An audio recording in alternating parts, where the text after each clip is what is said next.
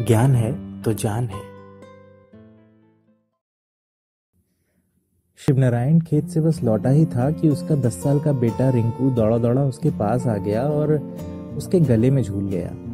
शिवनारायण भी अपनी थकान भूल बेटे को सीने से लगा लेता है और कुछ देर बाद जब बाप बेटे जी भर के लाड़ दुलार कर लेते हैं तब शिवनारायण उसे अपनी गोदी से उतारते हुए बोला, अच्छा अब जा बाहर खेल ले, बरसात किसी भी दिन आ सकती है और फिर जो अगर बाढ़ आई तो तू महीना भर ना खेल पाएगा बाहर, तब तो बस पानी में ही खेलना होगा तेरा, और बाढ़ में बीमार हो गया तो और मुसीबत, इसलिए चल जा अभी खेल ले।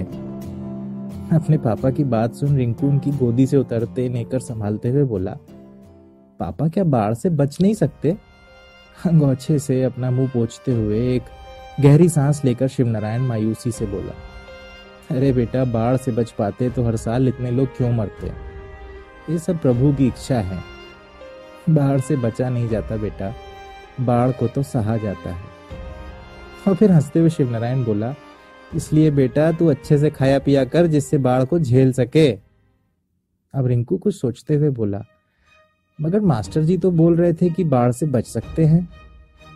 बच्चों पर अपने गुरुजनों का बहुत प्रभाव रहता है, इसलिए अपने बेटे के मन में खुद को उसके मास्टर जी से हारते देख शिवनारायण को बड़ी खीज हुई।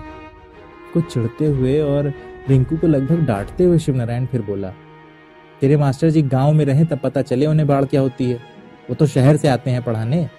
बाढ़ भला कोई रोक सकता है? ज्यादा दिमाग ना खराब कर अपना स्कूल जाकर, वरना बंद करा दूंगा तेरा स्कूल जाना। रिंकू ये सुन घबरा गया। उसे लगा कि वो अपने मास्टर जी का पक्ष सही से नहीं रख पाया, इसलिए अपने पापा को समझाते हुए बोला, नहीं पापा, मास्टर जी ये थोड़े ही कह रहे थे कि बाढ़ नहीं आएगी, वो तो ये बता रहे थे कि बाढ़ आए तो कैसे अपनी जान बचाई जाए और नुकसान कम किया जाए। और ये बोलते बोलते बेचारा रिंकू रुआंसा हो जाता है और वहां से जाने लगता है। दरअसल उसे समझ ही नहीं आया कि उसके पापा ने उसे डांटा क्यों। और उधर बेटे की आंख में आंसू देख शिवनारायण को शायद अपनी गलती का एहसास हुआ। उसे फौरन अपने पास बुलाते हुए फिर बोला, अच्छा इधर आ। जब रिंकू पास आया तो मुस्कुराते हुए प्यार से उसके गाल सहलाए और फिर शिवनारायण बोला, अच्छा बता क्या बताया मास्टर जी ने? पापा का प्यार देख रिंकू का चेहरा खिल गया। फौरन चहकते हुए बोला, अरे पापा, मास्टर जी ने बताया कि बाढ़ आने से पहले ही किसी ऊंची जगह को ढूंढ लेना चाहिए और अपने साथ अपने जानवरों के लिए भी सुरक्षित स्थान ढूंढना चाहिए, और पापा पानी भी उबाल के पीना चाहिए हमें बाढ़ में। इतना सब सुन शिवनारायण थोड़ा चौकन्ना हो गया और बीच में ही रिंकू को टोकते हुए बोला, पानी क्यों उबाल कर पीना चाहिए? अपने पापा के सवाल पर हैरान होकर रिंकू बोला, अरे पापा, क्योंकि बाढ़ का पानी गंदा होता है, और पता है उस पानी से अगर हमारा खाना छू भी जाए तो खाना भी फेंक देना चाहिए। और फिर याद करते हुए रिंकू आगे बोला, और इसी वजह से बाढ़ के पानी में खेलना भी नहीं चाहिए, बीमार होने का डर होता है ना उसमें। ये सुन रिंकू को पुचकारते हुए शिवनारायण बोला, अरे तो तुम तब घर के अंदर बैठ के टीवी देखना, मत खेलना बाहर। जवाब में खींचते हुए रिंकू अब बोला, ओहो पापा, टीवी या कोई भी बिजली का उपकरण भी नहीं प्रयोग करना है बाढ़ में, बल्कि सभी उपकरणों के तार बोर्ड से निकाल देने चाहिए। रिंकू की बातें सुन शिवनारायण को अपनी अज्ञानता पर शर्म आने लगी। वो सोचने लगा कि एक बच्चे ने उसे वो सब सिखा दिया जो इतनी उम्र तक वो नहीं सीख पाया।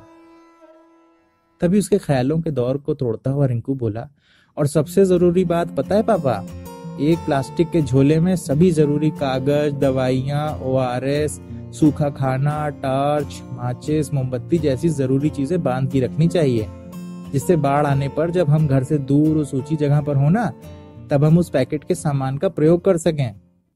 रिंकू की बातें सुन शिवनारायण की आंखें भर आईं। फिर न जाने क्या सोच वहां से जाने के लिए खड़ा हो गया। रिंकू को कुछ समझ ना आया तो बोला, क्या हुआ पापा, कहाँ चल दिए?